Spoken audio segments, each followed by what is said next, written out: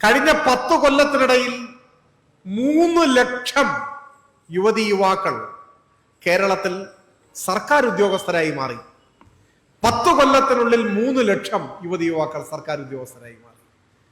ഇതെങ്ങനെ ഈ അത്ഭുതം? അത്ഭുതത്തിന് വേറെ ഒന്നുമില്ല.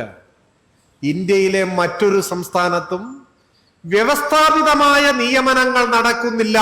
അതാണ് PSC വഴിയുള്ള നിയമനമേ രാജ്യത്ത് വേറെ എവിടെയും ഇല്ല. ഇല്ലാന്ന് തീർത്ത് പറഞ്ഞുകൂടാ. പോലീസിൽ കുറച്ച് പേരെ എടുക്കും, ഫയർഫോഴ്സിൽ കുറച്ച് പേരെ എടുക്കും, അത്രയൊക്കെ ഉള്ളൂ. സ്കൂളിലൊന്നും ഒറ്റയാളെ എടുക്കൂല. പിന്നെയോ എല്ലായിടത്തും കരാർ നിയമനമായി മാറി. മനസ്സിലായോ? ഏത് കരാർ നിയമനം? നേരത്തെ പറഞ്ഞ നാളെ പണിയില്ലട്ടോ എന്ന് പറഞ്ഞാൽ വീട്ടിലേക്ക് മടങ്ങേണ്ട നിയമനം. തുച്ഛമായ വേതനം, തൊഴിലുറപ്പ് പദ്ധതിയിലൊക്കെ ഉള്ള പോലെ തുച്ഛമായ വേതനം, പെൻഷനില്ല, ആനുകൂല്യങ്ങളില്ല, അവധിയില്ല. ആ പണിയാണ് ഇന്ത്യയിലെ മറ്റു സംസ്ഥാനങ്ങളിൽ. അങ്ങനെ സ്തുത്യർഹമായി 3 ലക്ഷം യുവതി യുവാക്കൾക്ക് 10 വർഷത്തിനിടയിൽ ജോലി കൊടുത്ത ഇന്ത്യക്ക് വിസ്മയമായി മാറിയ കേരളത്തിലെ PSCയെയാണ് ഇപ്പൊ തകർക്കാനായി കോൺഗ്രസും മാതൃഭൂമിയും മനോരമയും കൈകോർത്തു പിടിക്കുന്നു. എന്താ ലക്ഷ്യം? കോൺഗ്രസിന്റെ ഒരു രാഷ്ട്രീയ അജണ്ടയാണ്. ആ അജണ്ട നടപ്പാക്കാൻ 2 പത്രങ്ങൾ കൂട്ടുനിൽക്കുകയാണ്. ലക്ഷ്യമിടുന്നത് എന്താണ്? കേരളത്തെ PSCയെ ദുർബലപ്പെടുത്തണം. ഇനി കേരളത്തിലും കരാർ നിയമനങ്ങളുടെ കാലം വരുന്നു എന്നതാണ്. അതാണ് നവലിബറൽ കാഴ്ചപ്പാട്. കേരളം കരാർ നിയമനങ്ങളുടെ നാടായി ഇന്ത്യയിലെ മറ്റ് സംസ്ഥാനങ്ങളെ പോലെ മാറാൻ പോകുന്നു. 1 കൊല്ലം കൊണ്ട് മാറുമോ 2 കൊല്ലം കൊണ്ട് മാറുമോ എന്നൊക്കെ ഉള്ളത് കാത്തിരുന്ന് കാണാം. എന്ന് വെച്ചാൽ സർക്കാർ ജോലി കിട്ടുന്നതും കാത്ത് പ്രതീക്ഷിച്ച് PSC കോച്ചിങ് സെന്ററുകളിൽ പോയി പഠിക്കുന്ന കുട്ടികൾ ഇനി അതിന് മെനക്കെടേണ്ടതില്ല എന്ന നിലയിലേക്ക് കാര്യങ്ങൾ വരാൻ പോവാണ്. ഒരു സുരക്ഷിതത്വവുമില്ലാത്ത അനാകർഷകമായ ജോലിയായി കേരളത്തിൽ സർക്കാർ ജോലി മാറാൻ പോകുന്നു. അതിനാദ്യം PSCയെ ഇല്ലാതാക്കണം. ആ രാഷ്ട്രീയമായ ഗൂഢാലോചനയാണ് ഇപ്പൊ നടന്നുകൊണ്ടിരിക്കുന്നത്.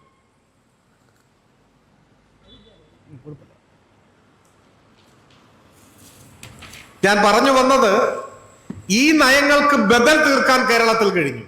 അതാണ് നമ്മുടെ നേട്ടം. നമ്മൾ സ്കൂള് പൂട്ടാതെയും ആശുപത്രി നവീകരിച്ചു. അതിൻ്റെയൊക്കെ ഭാഗമായിട്ടുള്ള നേട്ടം ചെറുതല്ല. ഇപ്പൊ ലോകത്തിൽ ശിശുമരണ നിരക്ക് പരിഗണിക്കുമ്പോൾ അമേരിക്കയെയും നമ്മൾ പിന്നിലാക്കി. അതൊരു വലിയ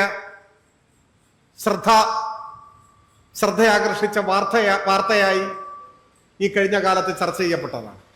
അമേരിക്കയുടെ മുന്നിൽ നമ്മൾ എത്തി. പ്രതീക്ഷിതായുസ്, മാതൃമരണ നിരക്ക്, ഈ കാര്യങ്ങളിലെല്ലാം ലോകത്തിലെ ഏത് വികസിത രാഷ്ട്രത്തോടും മത്സരിക്കാൻ കഴിയുന്ന നിലയിലേക്ക് നമ്മൾ വളർന്നു. അതെല്ലാം കേരളത്തിലെ ബദൽ നയങ്ങൾ മുൻനിർത്തി നമ്മൾ നടത്തിയിട്ടുള്ള പ്രവർത്തനങ്ങളുടെ ഭാഗമാണ്. പക്ഷെ ഇപ്പൊ കേരളം നേരിടുന്ന അപകടം എന്താ? UDF സർക്കാരും UDFനെ നയിക്കുന്ന കോൺഗ്രസും ഈ നവലിബറൽ നയങ്ങളുടെ നടത്തിപ്പുകാരാണ്. അതാണ് നമ്മൾ കാണുന്നത്. LDFനുള്ള എതിർപ്പില്ല. ഏത് നവലിബറൽ നയം?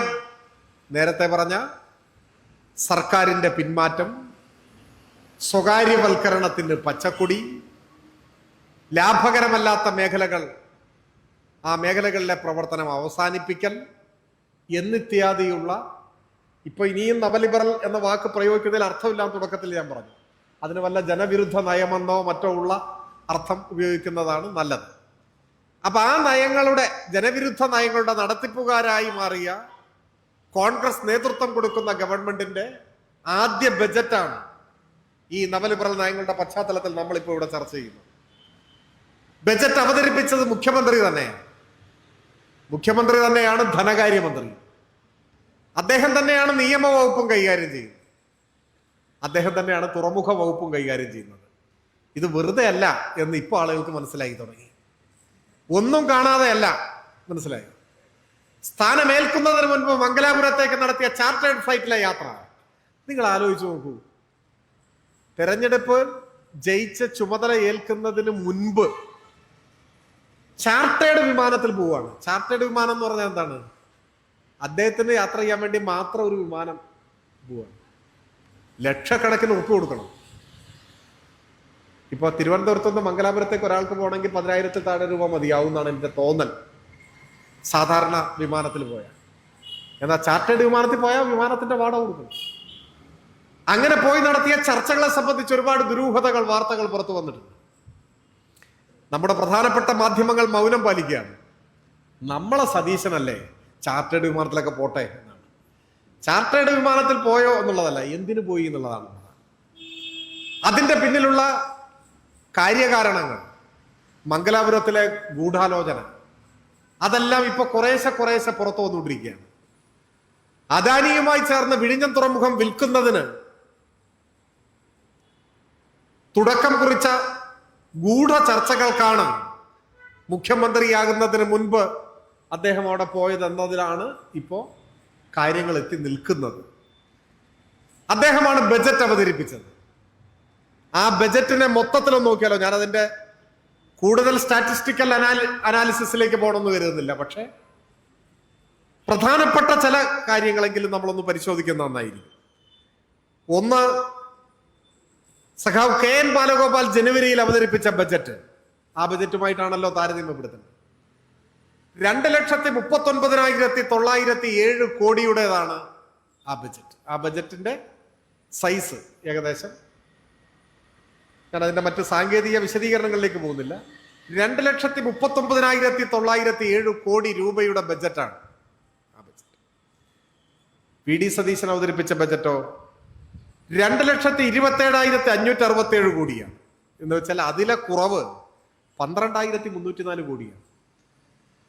ബജറ്റ് ലക്ഷ്യമിടുന്ന പ്രവർത്തനങ്ങളുടെ വ്യാപ്തിയാണ് ഇതിൽ നമുക്ക് മനസ്സിലാക്കാൻ കഴിയുന്നത്. ആ വ്യാപ്തിയിൽ സംഭവിച്ചിട്ടുള്ള കുറവാണ്. എന്നാൽ ബാലഗോപാൽ അവതരിപ്പിച്ച ബജറ്റിൽ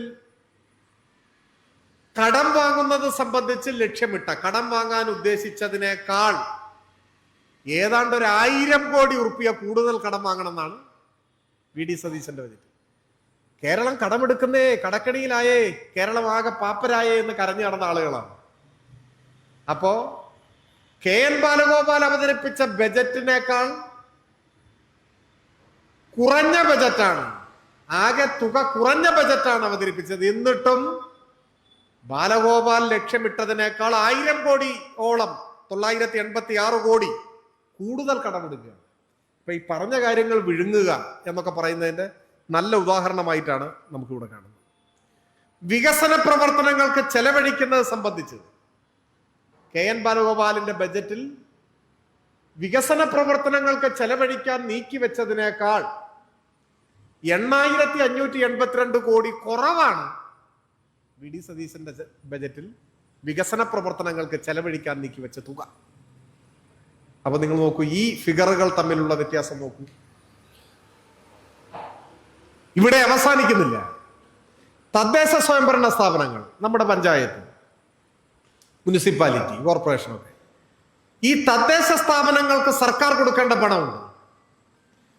സർക്കാർ കൊടുക്കുന്ന പണം പോരാ, കൂടുതൽ കൊടുക്കണം എന്നാണ് ഇതുവരെ കേരളത്തിന്റെ ഇപ്പോഴത്തെ മുഖ്യമന്ത്രി ആവശ്യപ്പെട്ടുകൊണ്ടിരുന്നത്.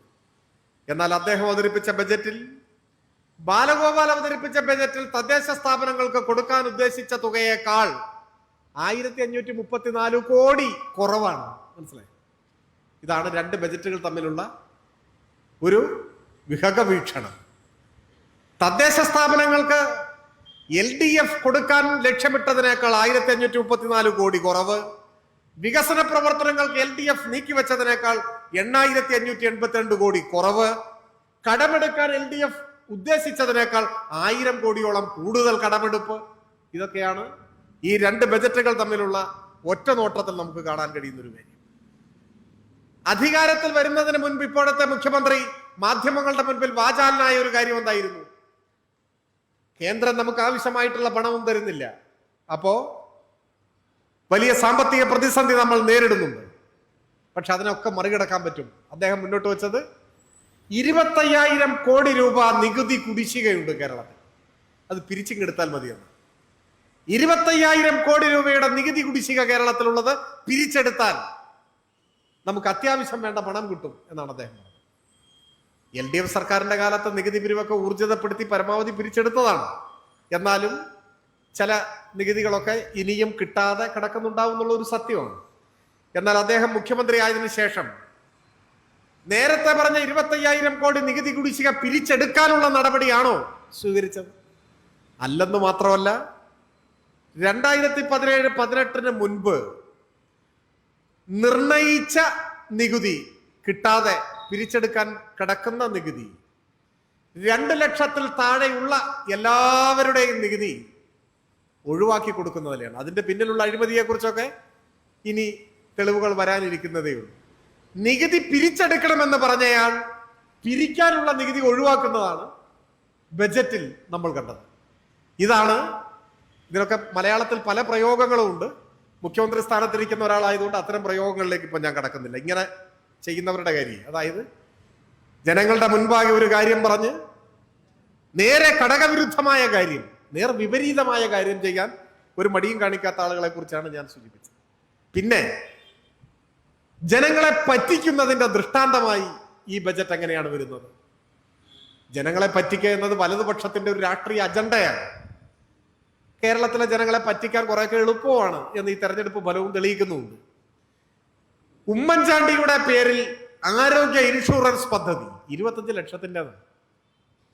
ഇതൊക്കെ വരാനിരിക്കുന്ന ദിവസങ്ങളിൽ മലയാളി ശരിക്കും മനസ്സിലാക്കാൻ പോകുന്നതേ ഉള്ളൂ.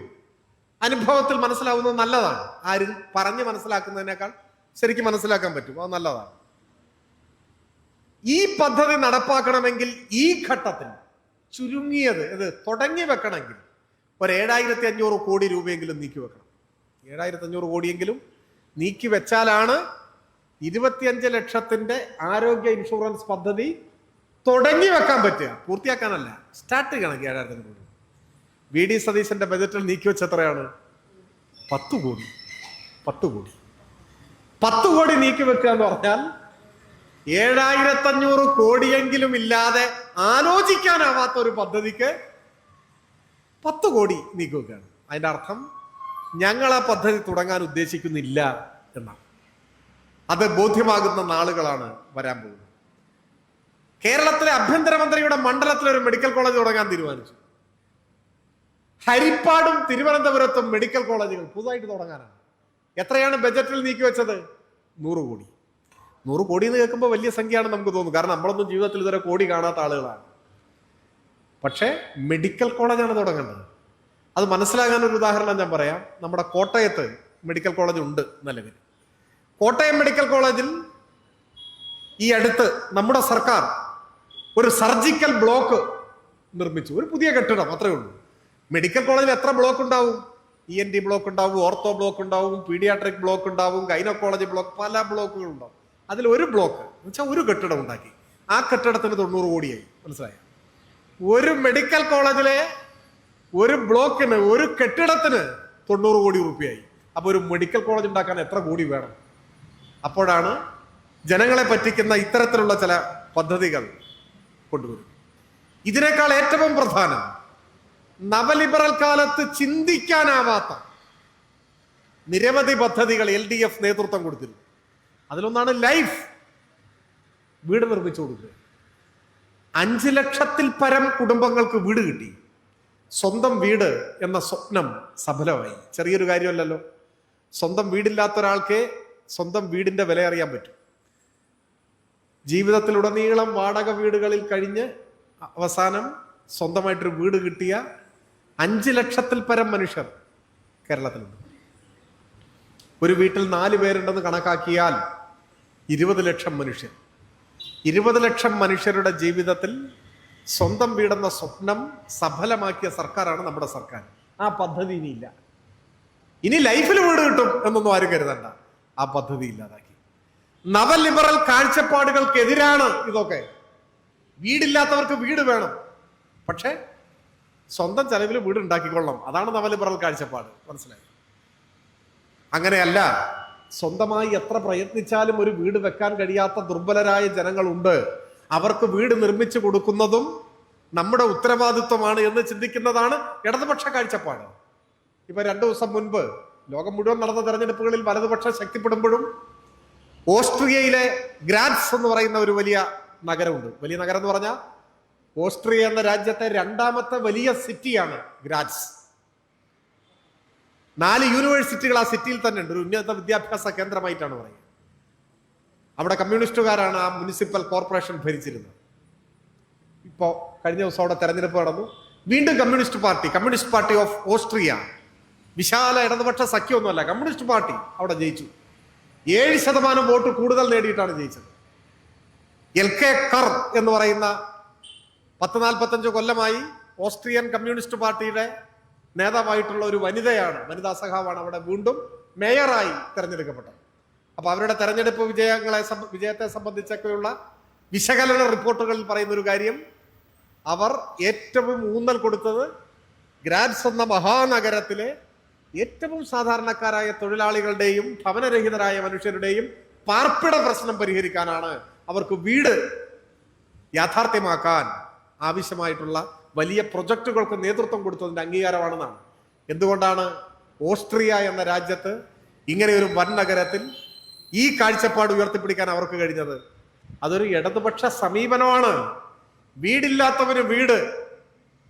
ഇപ്പൊ ഇന്നത്തെ മാതൃഭൂമി പത്രത്തിന്റെ ഞായറാഴ്ച പതിപ്പിൽ, സൺഡേ സപ്ലിമെന്റിൽ, മുഖ്യമന്ത്രി ശ്രീ വി ഡി സതീശനുമായുള്ള ഒരു അഭിമുഖം പ്രസിദ്ധീകരിച്ചിട്ടുണ്ട്. പത്രം അവകാശപ്പെടുന്നത് മുഖ്യമന്ത്രിയായ ശേഷമുള്ള ഏറ്റവും ആഴമേറിയ അഭിമുഖമാണ്. ആഴമേറിയ അഭിമുഖം. അങ്ങനെയുള്ള പ്രയോഗങ്ങളൊക്കെ ഇനി കാണാനിരിക്കുന്നേ ഉള്ളൂ. അപ്പൊ അതിൽ അദ്ദേഹത്തെ നെഹ്റുവിയൻ സോഷ്യലിസ്റ്റായി വിശദീകരിക്കുകയാണ്. മുഖ്യമന്ത്രി സ്വയം അവകാശപ്പെടുന്ന അങ്ങനെയാണ്. അപ്പൊ നെഹ്റുവിന്റെ ഏറ്റവും പ്രധാനപ്പെട്ട കൺസേൺസ്, അദ്ദേഹത്തിന്റെ പരിഗണനാ വിഷയങ്ങളെ കുറിച്ച് കേരളത്തിന്റെ മുഖ്യമന്ത്രി പറയുന്നുണ്ട്. ജനങ്ങളുടെ വസ്ത്രം, പാർപ്പിടം, ഭക്ഷണം, ഇത്തരം കാര്യങ്ങളെ കുറിച്ച് നെഹ്റു ഉത്കണ്ഠാകുലനായിരുന്നു. അദ്ദേഹം നയങ്ങൾ ആവിഷ്കരിക്കുമ്പോൾ അതാണ് ശ്രദ്ധിച്ചിരുന്നത്. എന്ത്? പാവപ്പെട്ട മനുഷ്യരുടെ വസ്ത്രം, ഭക്ഷണം, പാർപ്പിടം, ഇത്തരം കാര്യങ്ങൾ. ആ നെഹ്റുവിയൻ സോഷ്യലിസ്റ്റ് കേരളത്തിൽ മുഖ്യമന്ത്രിയായപ്പോ ഇനി ലൈഫ് പദ്ധതി വേണ്ട എന്ന് തീരുമാനിച്ചു. ഇതാണ് നേരത്തെ ഞാൻ പറഞ്ഞത്.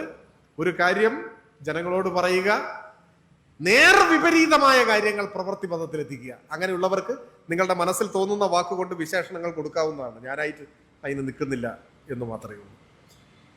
സ്ത്രീ സുരക്ഷാ പദ്ധതി, മാസം 1000 രൂപ പെൻഷൻ നമ്മൾ കൊണ്ടുവന്നു.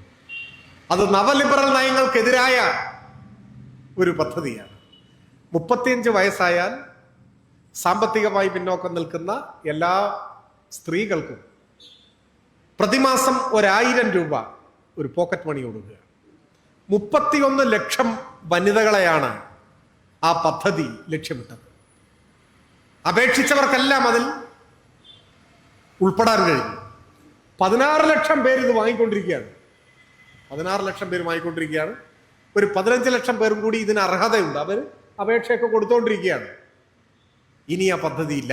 മനസ്സിലായോ? അപ്പൊ ചിലരുടെയെങ്കിലും മനസ്സിൽ വരും, പക്ഷേ സ്ത്രീകൾക്ക് KSRTC ബസ്സിൽ സൗജന്യം കൊടുത്തല്ലോ. ശരി, കൊടുത്തു. അത് ഓർഡിനറി ബസ് മാത്രമാണ്. ഞാൻ ഇപ്പൊ അതിനൊന്നും വിമർശിക്കാൻ പോകുന്നില്ല. ഓർഡിനറി ബസ്സിൽ മാത്രമാണെങ്കിലും കൊടുത്തു. എത്ര നാൾ കൊടുക്കും? ഞാനൊരു പ്രവചനത്തിന് പോകുന്നില്ല, നമുക്ക് കാത്തിരുന്ന് കാണാം. KSRTCയുടെ തകർച്ചയിലേക്ക് നയിക്കുന്ന വീണ്ടും വിചാരങ്ങളില്ലാത്ത സ്വകാര്യ ബസ് വ്യവസായത്തെയും തകർക്കുന്ന ഒരു നിലപാടാണ് ഇത് എന്ന് ഇപ്പോൾ തന്നെ വിമർശനം ഉയർന്നു വന്നിട്ടുണ്ട്. ഞാനിപ്പോൾ അതിലേക്കൊന്നും പോകുന്നില്ല. തുടങ്ങിയതല്ലേ ഉള്ളൂ. നമ്മളിപ്പോൾ വിമർശിക്കേണ്ട, തുടങ്ങിയിട്ടല്ലേ ഉള്ളൂ. നമ്മളൊരു കമ്മ്യൂണിസ്റ്റ് പാർട്ടിയുടെ അന്തസ്സും ഒരു മര്യാദയും നമ്മൾ പ്രകടിപ്പിക്കാം. നമ്മളിപ്പോ വിമർശിക്കാൻ പോകുന്നില്ല. ഭാവി എന്താവുന്നുള്ളത് കാത്തിരുന്ന് കാണാം. ഞാനിവിടെ പറയാൻ ഉദ്ദേശിച്ചതല്ല. ആ പദ്ധതി നടപ്പാക്കിയതിന്റെ ഭാഗമായി ഒരു വർഷം ഈ പദ്ധതി നിലനിൽക്കുവോ എന്ന് ഞാൻ പ്രവചിക്കാനൊന്നും പോകുന്നില്ല.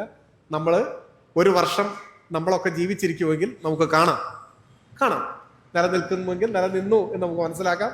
നിലനിന്നില്ല എന്ന് മനസ്സിലാക്കാം. നിലനിൽക്കും എന്നോട് വിശ്വസിക്കുക. നിലനിൽക്കും നമ്മളങ്ങ് വിശ്വസിക്കുക. പ്രശ്നം കഴിഞ്ഞല്ലോ.